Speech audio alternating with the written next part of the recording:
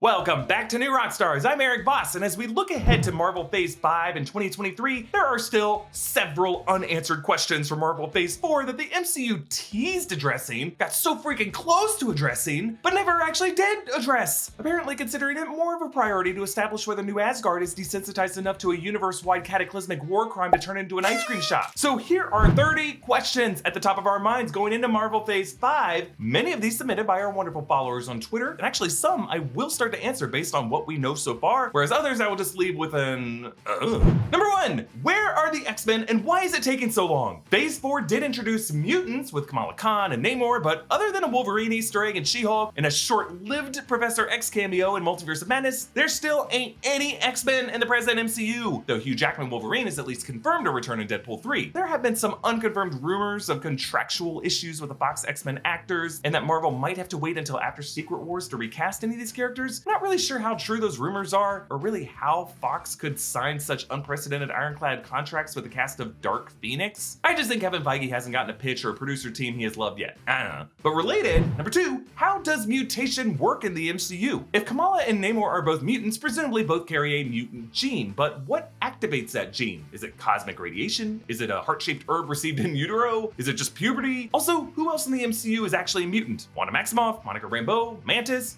I don't know. Number 3, free will versus destiny. So after Loki and Ms. Marvel and She-Hulk, does free will truly exist in the MCU? Well, it depends how you look at it, but yes and no. He Who Remains selected everything that's in the sacred timeline and has a transcript of it, but he pruned and trimmed down what was already there from countless histories that already existed long before him. He wasn't the original writer of it, he was more of a adapted screenplay kind of guy. So if you look at it that way, the Avengers made all the choices they made freely. However, other multiversal Avengers were denied that privilege. So really the Infinity Saga Avengers had free will, but only thanks to multiversal privilege. Another way of thinking about this is, do you have the career and education you have because of your own choices or because your parents were rich and set you up for it? Chew on that! Related, how does time travel work in the MCU? Branch timelines or predestination? Well, Endgame and Loki's first 5 episodes suggested branch timelines, but Loki's finale and Ms. Marvel suggested predestination. So I'm gonna say predestination for now. Number 5, who are the Avengers right now? Well, the only Avengers meetup we really saw in Phase 4 was the Shang-Chi post-credit scene, which means Wang, Bruce Banner, Carol Danvers, and Shang-Chi. Rhodey's probably in that group chat as well, probably Sam Wilson, Captain America too. But really it just seems like most of the Avengers are distracted with other stuff right now, so I don't know. Number 6, who bought Avengers Tower? After Far From Home, we assumed Phase 4 would answer this question. We actually thought it could be the Fantastic Four's Baxter building, but Multiverse of Madness showed the 838 Baxter Foundation in Central Park. Others thought it could be Oscorp Tower, but No Way Home said there was no Oscorp in the MCU, so wait a minute. Based on that Loki Void episode depicting it as Kang's Kang Tower, maybe it was actually sold to the Kang variant known as Mr. Gryphon. Kang is coming, it's probably him, right? Okay, number 7, without Oscorp, what spider bit Peter Parker? I actually made a video about this. Peter's origins do not always have to connect to Oscorp, and I think it was a gamma irradiated spider in an abandoned Avengers Tower after Age of Ultron, and that is why Tony Stark was tracking Peter Parker before Civil War. Number 8, where did White Vision go? We saw him flee Westview in the WandaVision finale, and Vision Quest will show us where he went. I think he either went to the ruins of that Wundagore temple, or he went to the sword facility to beat everyone up. Number 9, why is no one talking about Tiamat? Yep, this is a big one, but hey, She-Hulk did reference this, and I did just make a video about it. So I think it's either an adamantium mine that we will see in Thunderbolts and Captain America 4, or maybe a new Avengers campus. Number 10, where did Arishem take the Eternals? He clearly took them somewhere to judge them for stopping Tiamat's emergence. Where does one go from there? I think to appeal to the Living Tribunal, who exists in some form in the MCU. We saw one version of Multiverse of Madness, another in Thor: Love and Thunder. Number 11, Celestial Hierarchy. So who outranks whom in the Marvel cosmos? Celestials, Kang, the Watcher. The best answer we got on this, I think, were the 7 entities we saw in that Thor: Love and Thunder chamber that included Eternity, the Watcher, Death,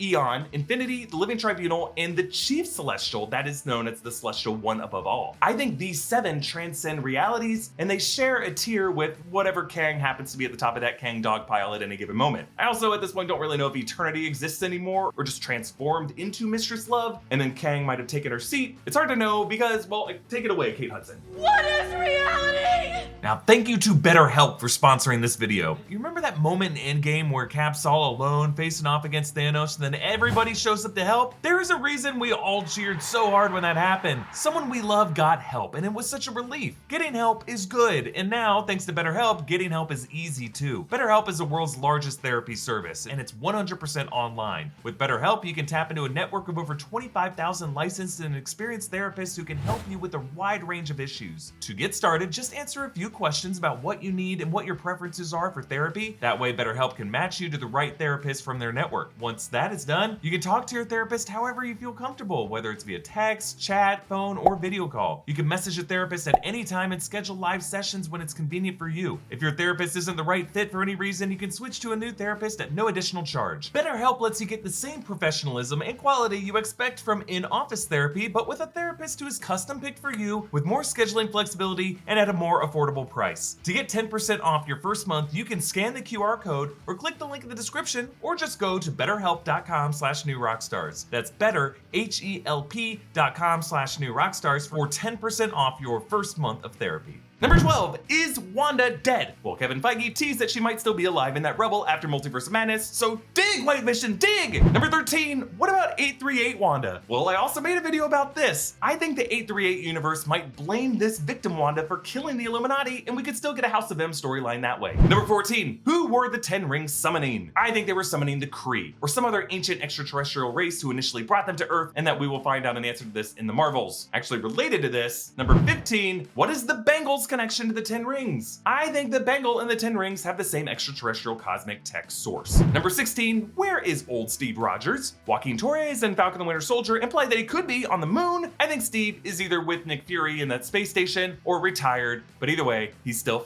f***ing. Number 17, who did Steve lose his virginity to? She-Hulk asked the question. We did make a video on it. I think the Chicago fangirl on the USO tour, played by Laura Haddock, because a camera did take a picture of them as they met, giving a historical record to this. By the way, Laura Haddock, the same actress who plays Meredith Quill. Number 18, who gave Agatha the Darkhold? I do not think she had it during the 1693 Coven trial. I think Mephisto gave it to her shortly before WandaVision, and she could not understand it fully, which is why she needed Wanda's power. Number 19, where is the TVA in the multiverse? I still believe the TVA is in a timeline-neutral, null time zone realm. The Loki finale suggested it was warpable, aka timeline attached, but the Loki season 2 footage that I saw at D23 suggested that the Kang decor was underneath all the Timekeeper decor, making it the same place. So I don't think the TVA is any one particular universe, it's really a separate realm. Number 20, who was Jimmy Woo's witness protection person?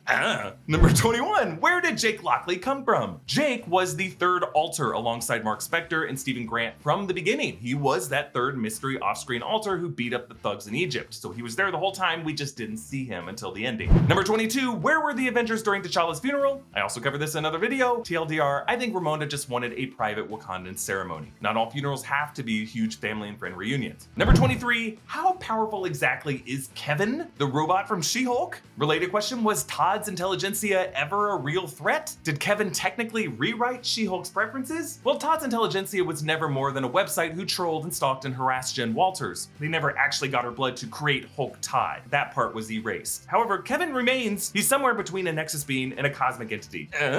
Also from She-Hulk, Titania's backstory? We never learned why Titania wrecked that trial in the first episode. My theory was that they originally planned for Titania to tie into the Thunderbolts, but they ended up going in a different direction and they removed that subplot when they restructured the pilot. Number 25, who's a Skrull? We're gonna find out in Secret Invasion, but probably Rhodey. Number 26, did Monica Rambeau already have her powers? I think she did. We are gonna learn why and why she's so awkward around Carol Danvers in the Marvels. Number 27, why is Groot swole? I made a video about this. My explanation is that Groot is a Flora Colossus who feeds on photonic knowledge, and I think he's been absorbing celestial light from Quill and Mantis. Light that his ancestor, the previous adult Groot from the first Guardians, did not have. Number 28, where did Renslayer go? Well, in search of free will, she says. We'll find out in Loki season 2, but I suspect she's getting out of Dodge because the incoming Kangs will not honor whatever separation agreement she signed with ex-boyfriend He Who Remains. Number 29, where is Venom now? We saw that goo left behind in No Way Home post-credit scene. I think he is inchworming his way to Peter Parker so that we'll get Black Suit Peter in Secret Wars. But speaking of Peter, number 30, who the hell is this guy? No, seriously, how does Doctor Strange's memory wipe spell work? Strange's spell only affected people's memories of Peter when he was unmasked. So everyone still remembers Spider-Man, they just don't remember the Peter Parker underneath the mask. Everything Spider-Man did is still part of history, and people still remember Spider-Man being the hero there, they just don't know who Spider-Man is. Everyone just thinks of him as a mystery masked vigilante still. But I think that spell only affects people in this reality. As Wang said, the runes of Call affects the borders of known and unknown reality. So there you go. That's 30 questions that we would love Phase 5 to clarify for us. It's okay if my answers are wrong, I just need answers. Let me know if you had other questions that were not on this list. And you can subscribe to New Rockstars' new channel, The Deep Dive, that is launching February 17th, in which I will be digging even deeper into a few select titles with a more pointed investigatory focus. Channel handle and on all socials at DeepDiveNR. You can follow me on Instagram and Twitter at EAVoss, follow New Rockstars, and subscribe to New Rockstars for breakdowns and theories of everything you love. Thanks for watching, bye.